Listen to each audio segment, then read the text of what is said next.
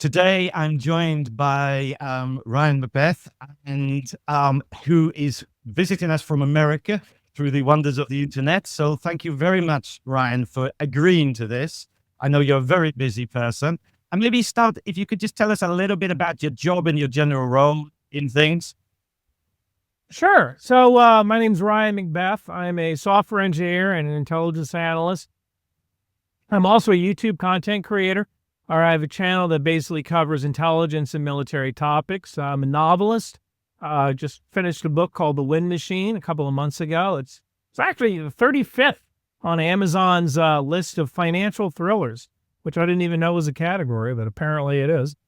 And I travel around a lot giving speeches to the American military and to NATO, especially on disinformation and warfare. Okay, so thank you very much. Now, I'll definitely put a link to your books in the description of the video when it goes live. So I want to talk a little bit about how you see this. I think we're in a period of transition is maybe the easiest way of looking at it. You've talked a lot on your videos about this. And obviously, the situation in Ukraine has been going on for a few years, but we are in this maybe transition period. But can we start maybe with, how do you see NATO's role in the last few years and in how it's aided Ukraine in its war at the moment?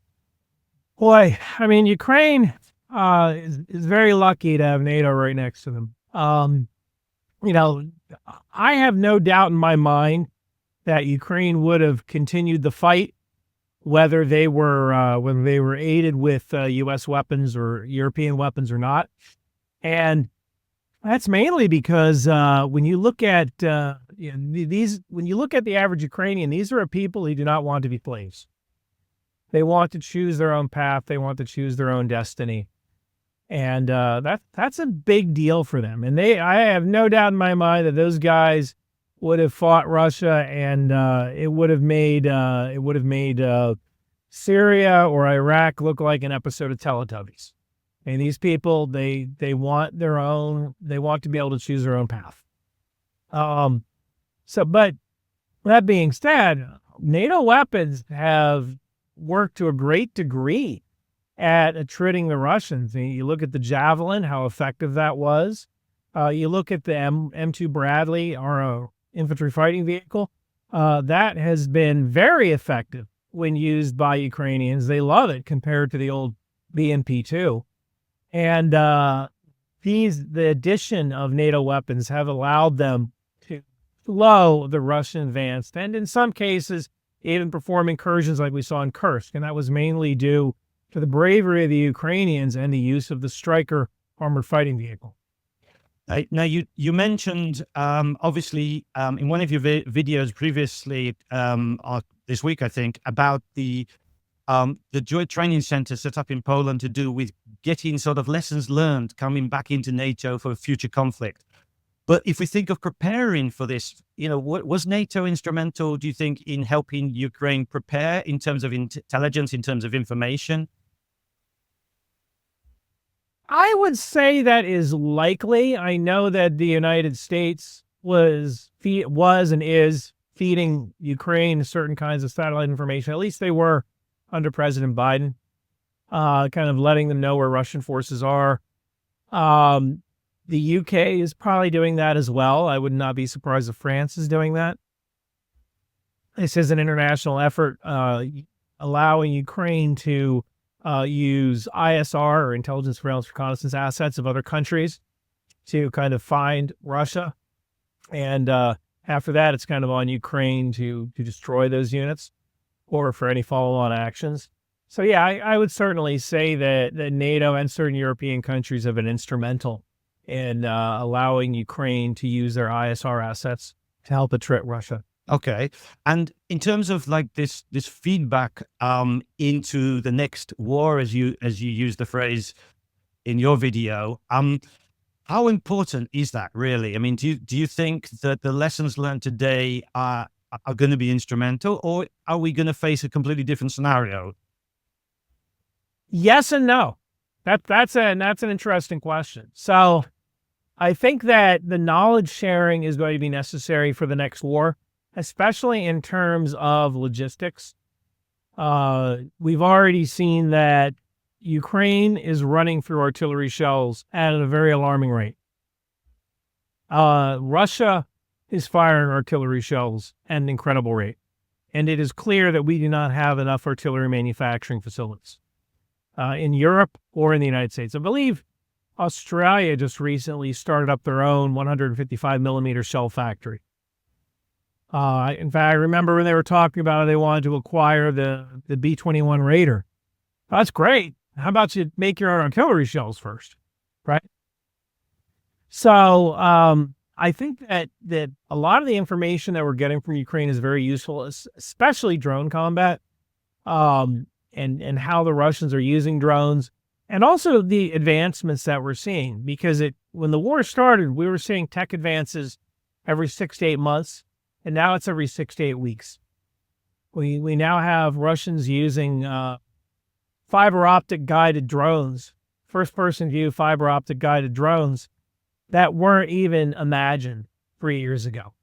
And they've turned it into a reality. And I've been told some of the drones have a range of 40 kilometers. That seems a little high to me, but it's not outside of the realm of possibility that you could have a 40-kilometer string of fiber optic coming out from behind a drone. Now, obviously, you're talking about the high-tech end of warfare, but we also see in Ukraine at the moment trench warfare. And this is, if we're to imagine at the end of the Cold War, if you'd have told your average soldier, general, whatever, that there would be trench warfare at the beginning of the 21st century, they would have probably laughed. So how can we sort of, put these two facts together, that we've got this sort of old and new in the same sphere? It's an excellent question. And I think that the reason you see trench warfare is because neither side had air dominance. So the lesson here is that if you want your war to be quick, such as Operation Desert Storm, or even the initial phase of Operation Iraqi Freedom, or the initial phase of Operation Enduring Freedom in Afghanistan, if you want your war to be quick, you must have air dominance. The issue with Ukraine and Russia is that neither side had full air dominance. Russia was certainly at an advantage with air power, but they didn't know how to use it, and they didn't know how to perform what we call deconfliction, meaning letting each aircraft know where they are in space so that they don't get shot down by their own side. Russia had a very hard time with deconfliction, although they're probably getting better at that now. Now, that being said, if you cannot establish air dominance quickly, you will enter a state of trench warfare. And I think that is certainly one of the lessons that we need to take from Ukraine, that air dominance, and with that extension, space dominance, is key to maintaining operational tempo on the battlefield. But would you say that in the future conflict with the drones that you've talked about and the anti-aircraft missile systems that are available today, is that even possible? Or have we sort of gone over that period? That's an excellent question. I think that air dominance is still possible, even with advanced surface-to-air missiles. One of the things that Ukraine doesn't have, or well, they have now, but they didn't have at the start of the war, are anti-radiation missiles. The United States and China both have extensive fleets of aircraft that are primarily geared towards what we call Wild Weasel, which is an air mission where essentially you kind of fly and you bait the enemy radar into detecting you, and then you turn and fire an anti-radiation missile at that radar. That's something that the United States practices, something that we put into great effect in Serbia and in Iraq both times. So I think that Ukraine's lack, and Russia's lack as well, of dedicated anti-radiation platforms meant that surface-to-air missile systems were far more effective than they would be in a modern conflict with countries that have good anti-radiation capability. They do have anti-radiation capability. They just don't have dedicated aircraft that are dedicated toward that specific mission. Now that sort of leads us on to maybe my next topic. Now you mentioned, with Serbia, the Kosovan operation at the end of the 90s, and obviously NATO there was, vastly superior in terms of equipment, quantity, everything on the scale. Whereas the next conflict would be more peer-to-peer. Yeah, even no matter what we have seen in the inabilities of maybe Russia to get its war machine going, but there still would be more peer-to-peer than the Serbian situation. So how does, in terms of the lessons learned, that, how does that help us prepare when we're thinking of sort of what will NATO learn from all of this? Well, the next peer-to-peer conflict will most likely be China. And that's going to happen by 2027 or 2028. So one of the things that we've learned is that you need to have the ability to attrit, destroy small drones. You also need the ability to allow for ISR over enemy contested area.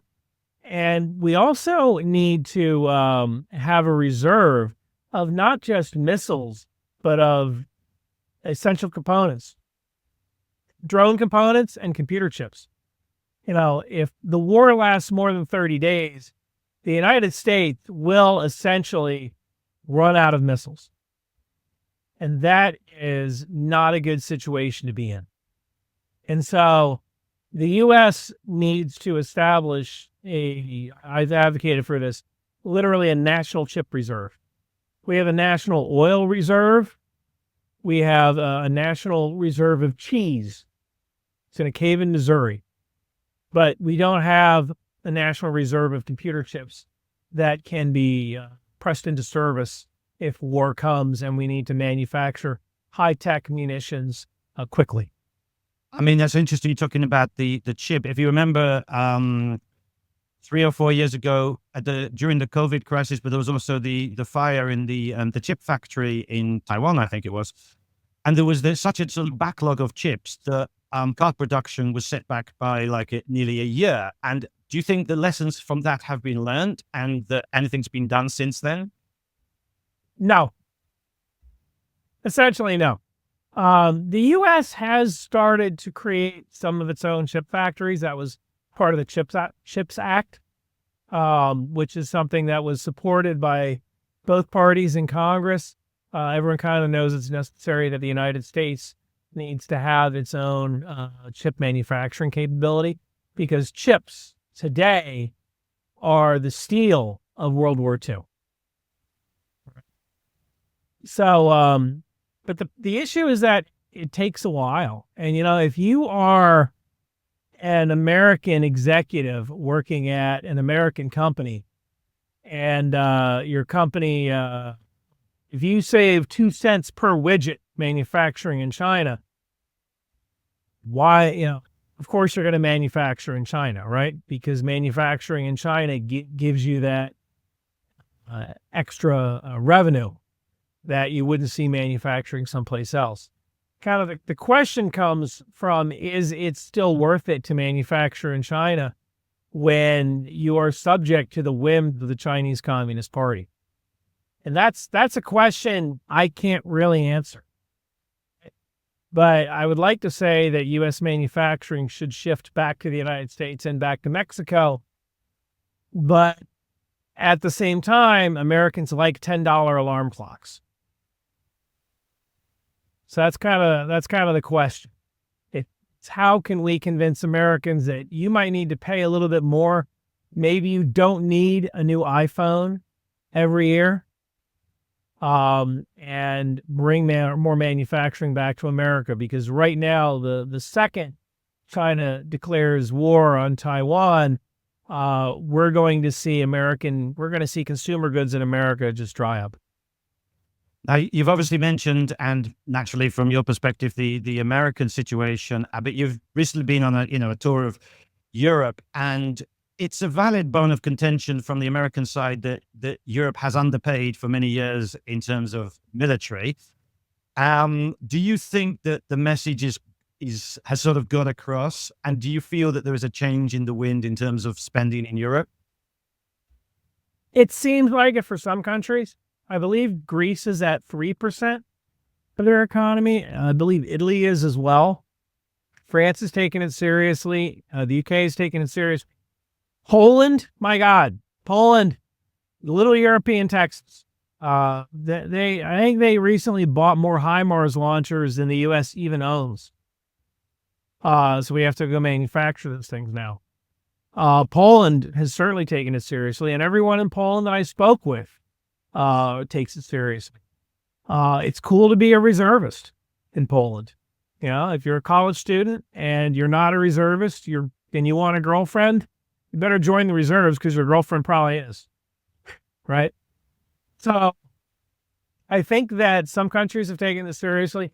Germany is a big problem. They still really haven't taken things seriously when it comes to their military. I never thought I would see a point where Spain has more tanks than Germany, but kind of here we are. The Germans have a very professional military. They just kind of let their manpower slide.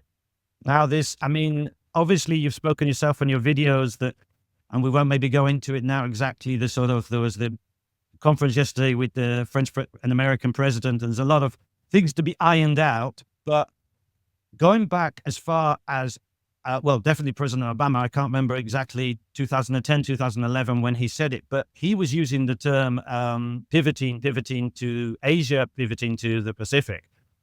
This is not a new concept as such. So why do you think it's come as like a shock now?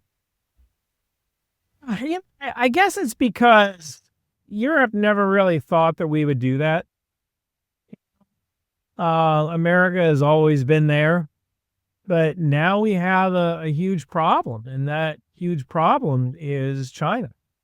And Europe, with the exception of France and the UK, Europe isn't really able to help with China, help in any kind of fight with China. So the U.S. needs to refocus a lot of their resources toward the China theater, and Europe is going to have to figure it out. I hate to put it that way. It might seem like a betrayal, but we've been saying it for over 10 years. They just never thought that we would actually do it. Exactly. So, okay, in terms of like other sort of things to do with NATO interoperability, obviously, we've got, common weapon systems, et cetera, but, what other things do you think need to be improved in terms of procedures, in terms of, language proficiencies, whatever? Do you think the operation of NATO is as smooth as it can be, or is there any elements that could be improved upon? From everything that I've seen, the actual NATO operations are smooth. One of the things I've described NATO as an unstoppable snail. The real power of NATO is the standardization of ammunition, of procedures, of how to talk with each other, of the missile racks that go on planes. Everything is standardized to the point that I can theoretically take British ammunition and put it inside of an American weapon and fire it, and everything works just fine.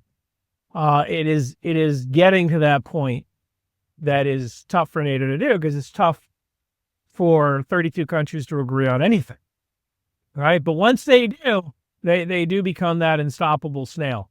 One of the operations that I saw when I was in Romania was this joint force where essentially they took a brigade from multiple countries, Greece, the UK, Romania, Greece, the UK, the Romania, and Spain was one other country. And they essentially forward deployed this brigade within about 2 weeks to do this 2-week exercise. That was the first time they ever had multiple battalions from multiple countries acting as one coherent brigade without the United States assisting. And that is very special. It's very special because it was a concept that they were able to prove and execute.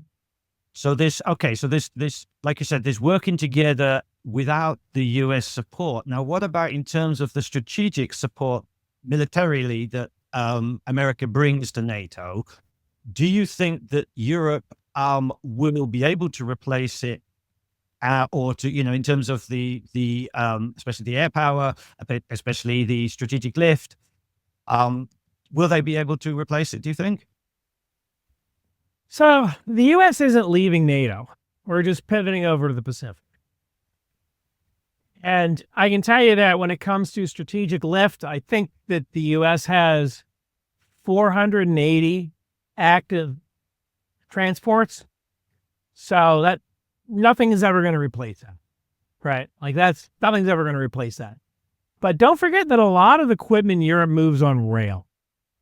So just because you don't have that strategic lift when it comes to aircraft, it doesn't mean that Europe can't effectively move stuff by rail. So it might not be as bad as some people would think. Europe knows how to move stuff by train. They can get that done.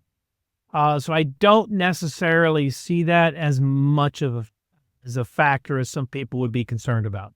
Yeah, I know that definitely with the Ukraine war, that rail has been fundamental in getting shipments there. And again, maybe this wouldn't have been predicted 20, 30 years ago that rail would be still so important. Yeah, so in terms of the sort of the differences in Europe even, I mean, obviously where I am, I'm sat in Lublin. Lublin is 50 miles, 80 kilometers from the border. So in one way, we can say that we are aware of the conflict. Someone sat in Portugal maybe doesn't feel it in the same way. And obviously someone sat in America probably definitely doesn't feel it in the same way. I mean, when you've been speaking to people around, Europe, do you feel that there's definitely this isolation and this sort of closeness? There's a difference in the way people perceive the conflict and the future risk? I mean, definitely. You can see people get more and more concerned as you go east. Absolutely.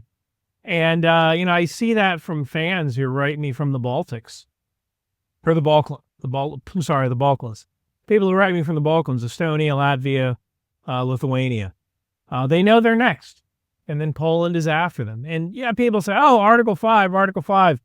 Look, Article 5 is a birthday invitation. You get invited to a birthday, sometimes you show up, and sometimes you Venmo $20. Right?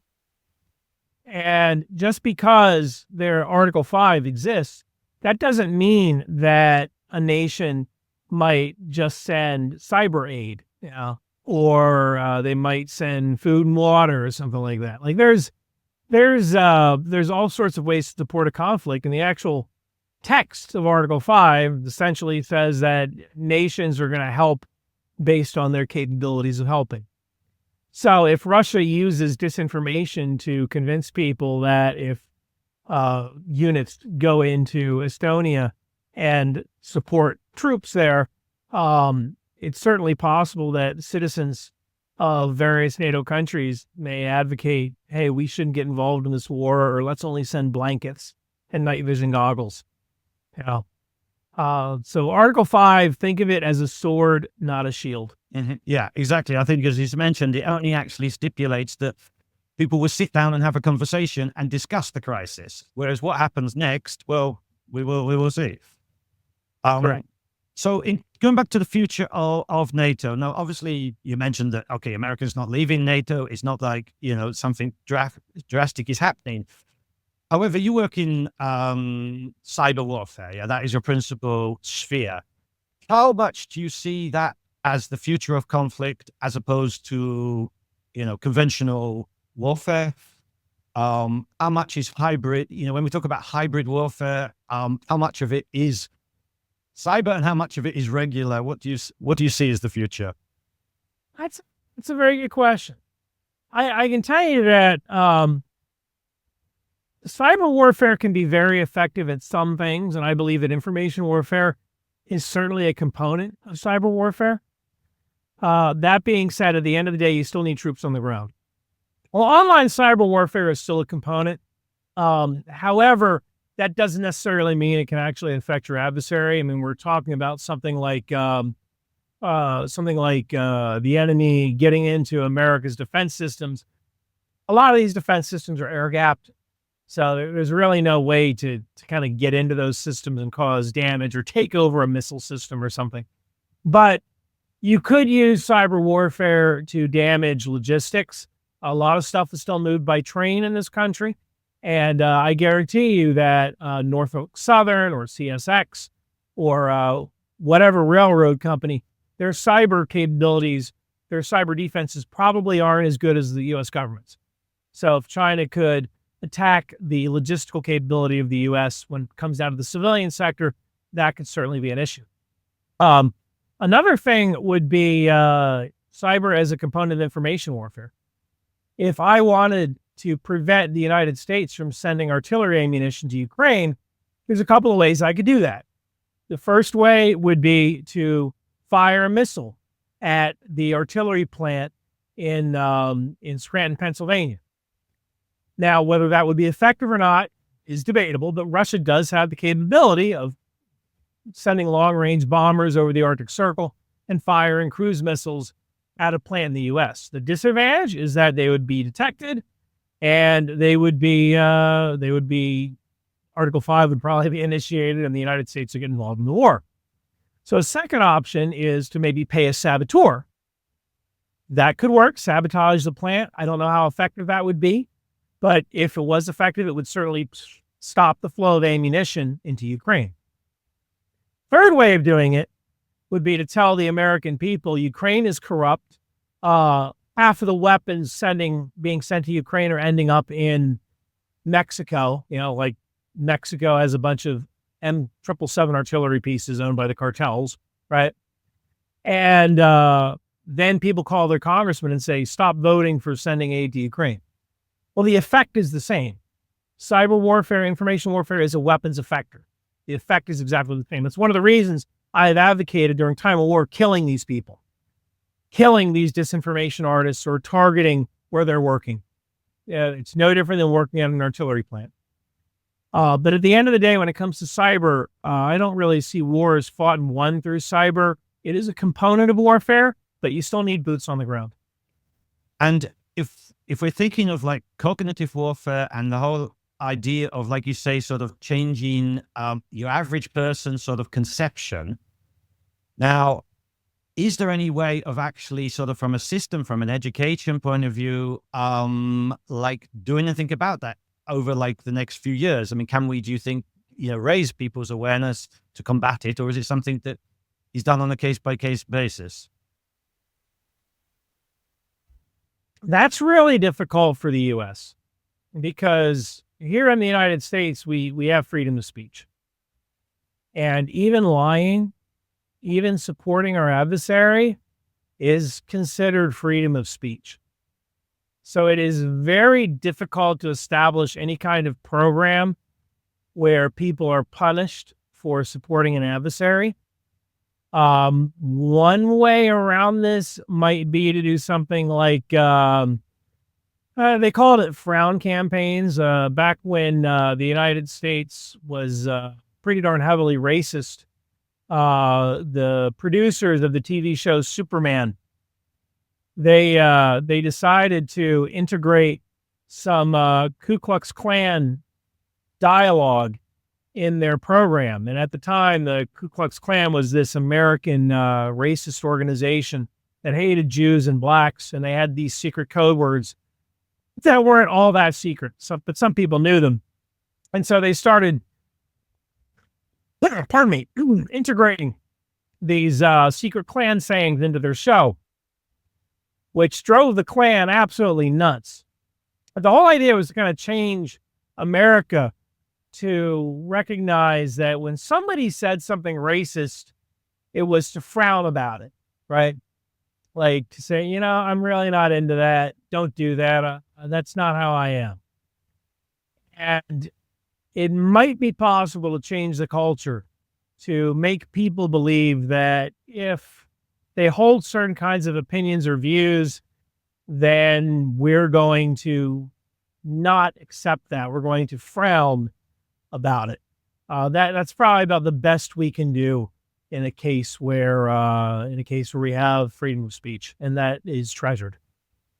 But what about the educating people to recognize whether they are receiving like quality news or something that has been taken advantage of by some actor?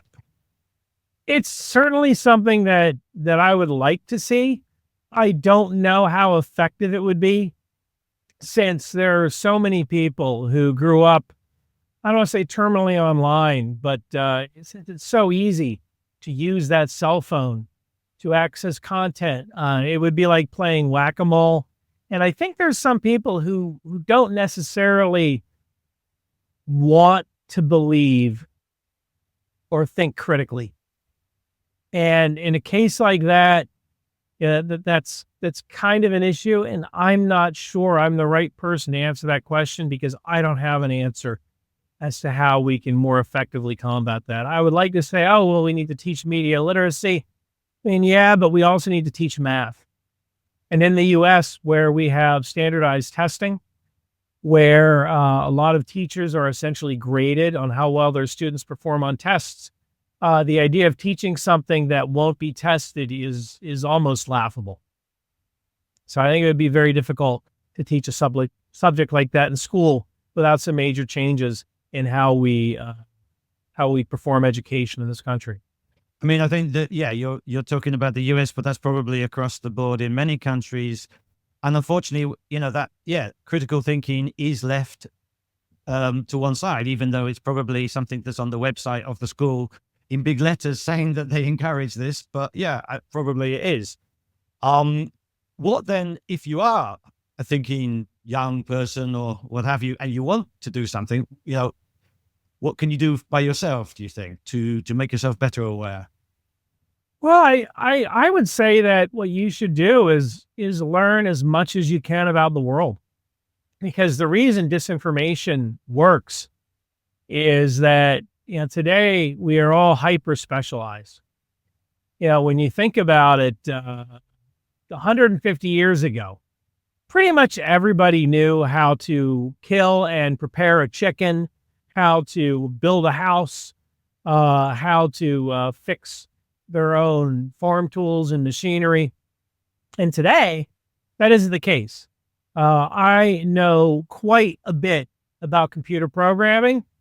I don't know how to dress a deer, how to kill and harvest a deer. And that's kind of a problem, right? Because if there are things you don't know, but then somebody says something that sounds truthful, then you're in a lot of trouble. And you're in a lot of trouble because you can easily be fooled if you're not a subject matter expert for the particular subject that's being talked about. One example I like to give is, in Poland, they play soccer, right? They play football. How many goals are there in football? There's 2, right? It's 2 goals. Each side has a goal, right? But if I were to say to you, all right, there are actually 4 goals in soccer, you're going to be like, hold on, I played soccer, my kids play soccer, I watch soccer. Soccer only has 2 goals. So it's really hard to fool someone. But if I were to say, cricket has 4 wickets, would you believe me? You know anything about cricket? Well, I'm English, so a little bit. But yeah, if average Polish guy, probably not. Yeah. So the average American, right, probably doesn't know much about cricket. So if I were to say, well, in cricket, there's 4 wickets. Well, it's a little tougher to verify, right? Unless maybe you look it up online or so. So you can easily fool people about cricket. So when I see something online that says, look, this is a war crime, and I say, well, technically it's not a war crime, and here's why. It's very easy to fool people because most people don't know what actually is and isn't a war crime. They look at something on video and they go, oh my God, that's horrible. That Ukrainian drone just blew up a Ukrainian or a Russian soldier who was wounded. It's perfectly legal to attack wounded soldiers. You just can't do it in a hospital or attack any kind of clearly marked medical personnel, or attack a soldier who's hors de combat, which is out of action due to illness or injury. That's illegal. But since most people don't know that, it's easy to fool them. Yeah, no, exactly. No, I mean, I completely understand. I mean, it's like the adage that, the best lies are 80% truth, and you just have to, make up the last little bit. And I think that's the thing, people can wrap it in mostly truth with a little bit of, lie or contortion or what have you, and sell it. Okay, Ryan, thank you very much for what was a very interesting conversation today. And I will definitely be linking your video and your books to this talk. And thank you very much.